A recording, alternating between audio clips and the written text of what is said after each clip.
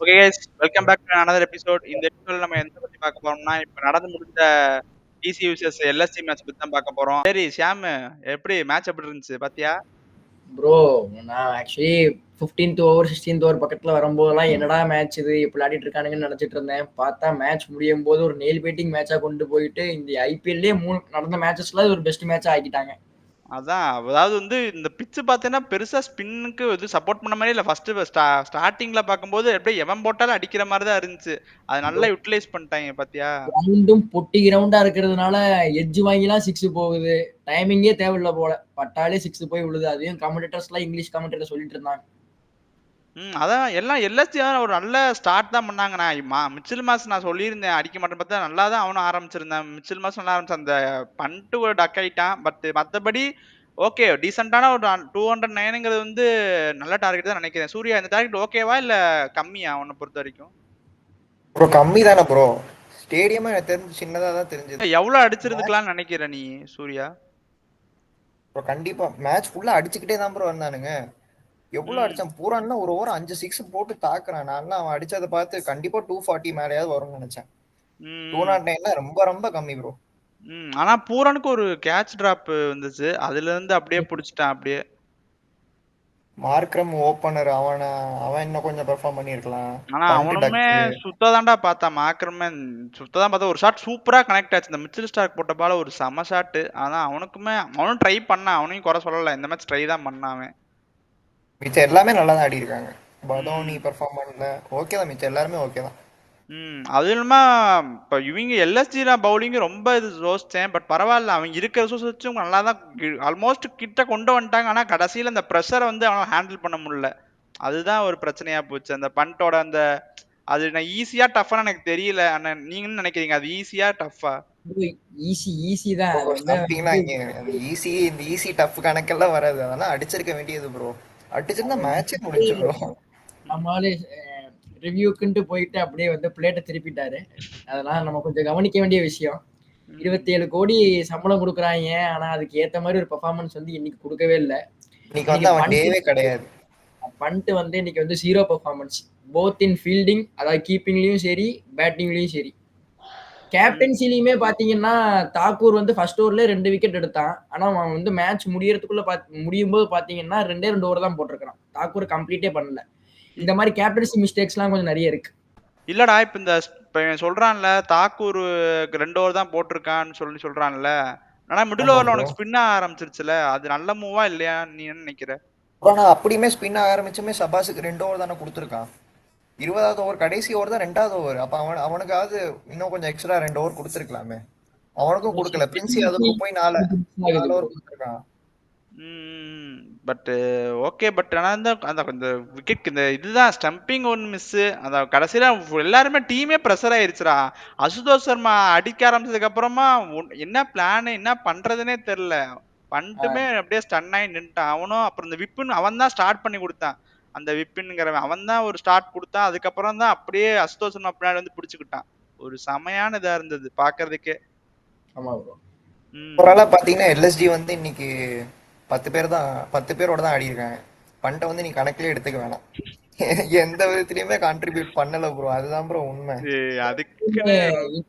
இன்னைக்கு ஒரு 2-3 new faces bro. அந்த விப்ராஜ், அதுக்கப்புறம் பவுலிங்ல இந்த பிரின்ஸ் யாதவ்ன்ற நான் என்னமோ நினைச்சேன். பட் லெங்த் எல்லாம் பாத்தீங்கன்னா ஃபுல்லாவே யாக்கர் லெங்த். அதாவது ஃபேஸே பண்ண முடியல. பேட்ல தான் பால் படுது. பேட்ஸ்மேன் பால அடிக்கல. அந்த மாதிரி லெங்த் தான் போட்டு சூப்பரா போட்டு இருந்தாங்க பிரின்ஸ் யாதவ். அதே மாதிரி இந்த விப்ராஜ்ன்றவன் பாத்தீங்கன்னா ஸ்பின்ல கவர்ஸ்ல ஆவ்வளவு சூப்பரா ஆடிட்டு இருந்தான்.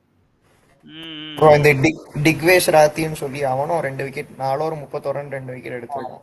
நியூ ஃபேஸ் மணிமாறன் சித்தார்த்தம் நல்லா போட்டிருக்கான். சரி, இப்ப எல்எஸ்சியோட லாஸ் காரணம் ரன்ஸ் கம்மியாடுச்சனாலதான் சொல்றீங்களா? அப்ப நீங்க கண்டிப்பா ப்ரோ, கண்டிப்பா. அவங்களுக்கு இருக்கிற பவுலிங் லைன் அப் அடிச்சாங்க ப்ரோ. எவ்வளவு அடி அடிச்சாங்க. அடிச்சதுக்கெல்லாம் கண்டிப்பா 240 250 அடிச்சிருக்கணும். 230 மேலேயே அது மஸ்ட். சின்ன கிரவுண்டு, ஃபர்ஸ்ட் பேட்டிங், கண்டிப்பா அடிச்சிருக்கணும். அடிச்சிருந்தா டஃப் தான். குல்தீப் யாதவுக்கு தான் கொடுக்கணும். 4 ஓவர் போட்டு 20 ரன் தான் கொடுத்துருக்கான் இந்த பிச்சில். அந்த பவுலிங் பத்தி நினைக்கிறீங்க? ஆமா ப்ரோ, அது நல்லா கண்டெயின் பண்ணதுனாலதான் இவ்வளவாச்சும் பண்ண முடிஞ்சது. இல்லைன்னா இன்னும் நிறைய போயிருக்கு. அந்த அதுதான் செம. குல்தீப் யாதவ் நல்லா போட்டான் இந்த பிட்ச்ல. அதனாலதான் வந்து அதுதான் மெயின் அந்த ரன்ஸ் ரொம்ப போகாத காரணமே.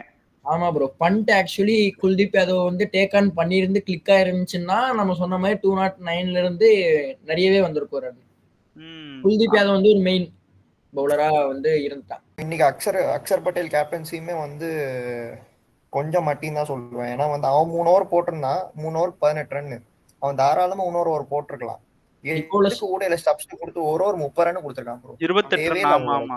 நிக்கோலஸ் பூரன் மாதிரி ஒரு ஸ்பின் பேஷர் இருக்கும்போது நீங்க ஒரு பார்ட் டைம் ஸ்பின்னர் கூட கிடையாது ப்ரோ ஸ்டப்ஸ். அந்த மாதிரி ஒரு பவுலர்கிட்ட போயிருக்க வேண்டிய அவசியம் இல்லை. ஏன்னா இப்போ அக்ஷர் பட்டேல் வந்து ஒரு நல்ல பவுலர். அதாவது இப்போ ஒரு ஸ்பின்னர் லிஸ்ட்னு பாத்துக்கிட்டீங்கன்னா அக்ஷருக்கு ஒரு நல்ல இது இருக்கு, அவனே கம்ப்ளீட் பண்ணிருக்கலாம்.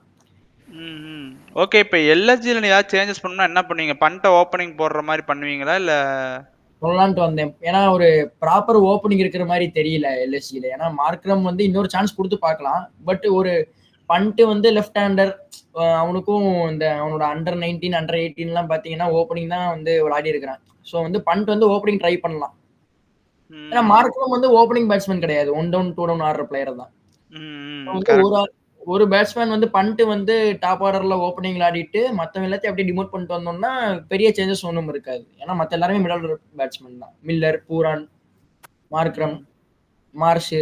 ஸோ நம்ம வந்து அப்படியே கண்டினியூ பண்ணிருக்கலாம்னு எனக்கு தோணுது. ஆனா நீங்க எல்லாம் சொல்றீங்க, எல்எஸ்ஜியை கரிச்சு கொட்டுறீங்க. பட் நான் என்ன நினைக்கிறேன்னா, பரவாயில்ல, அவங்க இந்த அளவுக்கு வந்து நான் வந்து ஒரு பெரிய விஷயமா தான் பாக்குறேன். ஏன்னா அவங்ககிட்ட அந்த அளவுக்கு எக்ஸ்பீரியன்ஸ் கிடையாது. ஒன்லி வந்து எல்எஸ்சி நல்ல பெர்ஃபார்மன்ஸ் தான். பட் அவங்க ஸ்டார்ட் பண்ண ஸ்டார்ட்க்கு வந்து அட் த எண்ட் வந்து அவங்க வந்து கரெக்டா யூட்டிலைஸ் பண்ணல. அவ்வளவுதான். இல்லடா, அவங்ககிட்ட அவ்வளவுதான் ரிசர்வ்ஸ். உனக்கு எவ்வளவு நீ என்னதான் முக்குனாலுமே உனக்கு அவ்வளவுதானே. பேட்டிங்ல தானே 5 பேர் வச்சிருக்க. 6 விக்கெட் ஃபர்ஸ்ட் 5 விக்கெட் எடுத்துட்டானே அவ்வளவுதான், முடிஞ்சு. வேற யார் இருக்கா உனக்கு பேக் ஹேண்ட்ல வந்து அடிக்கிறதுக்கு உனக்கு? ஆமா ப்ரோ. அதே மாதிரி 5 விக்கெட் போன உடனே இதுல வந்து ஷர்துல் தாக்கூர் பேட்டிங் வந்துட்டான் ப்ரோ. அதுதான் அவங்ககிட்ட அவ்வளவுதான் இருக்குது, வேற ரிசோர்ஸ் இல்ல. பண்ட்டுக்கு அதான் ரிசோர்ஸ் பண்ட்டுக்கு அந்த இன்வெஸ்ட்மெண்ட் பண்ணனால அவங்களால அந்த அளவுக்கு வந்து பெருசா எதுவும் பண்ண முடியல, டீம்ல எடுக்க முடியல.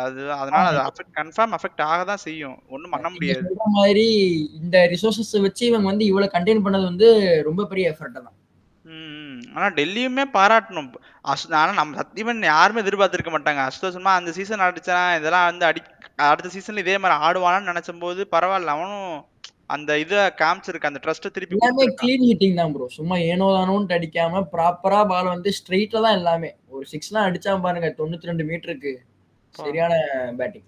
அதான் குல்தி வந்து எல்லாத்தையும் ரவி பிஸ்னாயும் எல்லாருமே டேக் ஆன் பண்ணா. அதாவது ஹெசிடேட்டே பண்ணல.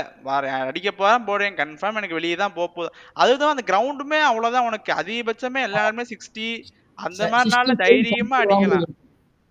அதே மாதிரி பாத்தீங்கன்னா 17th ஓவர் வரைக்குமே அசுதோஷோட ஸ்ட்ரைக் ரேட் வந்து 100. அதாவது 20 பால் 20ல இருந்தான். அப்போ கம்ப்ளீட் பண்ணும்போது பாத்தீங்கன்னா 31 பால் 60ல முடிச்சிருக்கான். ஸோ சரியான ஆக்சலரேஷன். அதனாலதான் இப்போ வந்து டீமுக்கு வந்து விக்டரி வந்து அப்படி சேர்ந்திருக்கு. அதே மாதிரி அசுதோஷ் 2020ல இருக்கும்போது டீமுக்கு ரன் ஏத்தி விட்டது வந்து அந்த விபின் தான். அவனுக்கு ஒரு முக்கியமான ரோல் இருக்குது இந்த மேட்ச்ல வின்க்கு. சரி, ஓகே. நாங்க எங்க பாயிண்ட்ஸ் தான் சொல்லிட்டோம். அதாவது ஒரு one of the super match. நீங்க பார்க்க மிஸ் பண்ணிட்டீங்கன்னா ஹைலைட்ஸ் ஆச்சும் போய் பாருங்க. நல்ல ஒரு மேட்ச். அதாவது கடைசியில வந்து அடிச்ச ஒரு சூப்பரான ஒரு ஃபினிஷான மேட்ச். ஓகே, நாங்க எங்க பாயிண்ட்ஸ் தான் சொல்லியாச்சு. வேற ஏதாச்சும் பாயிண்ட் மிஸ் அவுட் பண்ணிட்டோம்னா அதை நீங்க கமெண்ட்ஸ்ல சொல்லுங்க. ஸோ வீடியோ பார்க்குறவங்களாம் மறக்காம லைக் பண்ணுங்க, ஷேர் பண்ணுங்க, கமெண்ட் பண்ணுங்க. மறக்காம சப்ஸ்கிரைப் பண்ணி அழுத்தி பெல் ஆல்ல போட்டுக்கோங்க. அப்பதான் நாங்க போடுறதுலாம் டக்கு டக்குன்னு உங்களுக்கு வந்து சேரும். அப்புறம் வீடியோ ஃபுல்லா பாருங்க, அப்பதான் நாங்க சொல்ற பாயிண்ட்ஸ் தான் உங்களுக்கு புரியும். ஓகே, இதே மாதிரி நெக்ஸ்ட் ஒரு மேட்ச் ரிவ்யூல சந்திக்கிறோம். until then it's bye from Hari. Bye guys. Bye da Sam. Bye bro. Bye Surya. Bye da. Bye bro.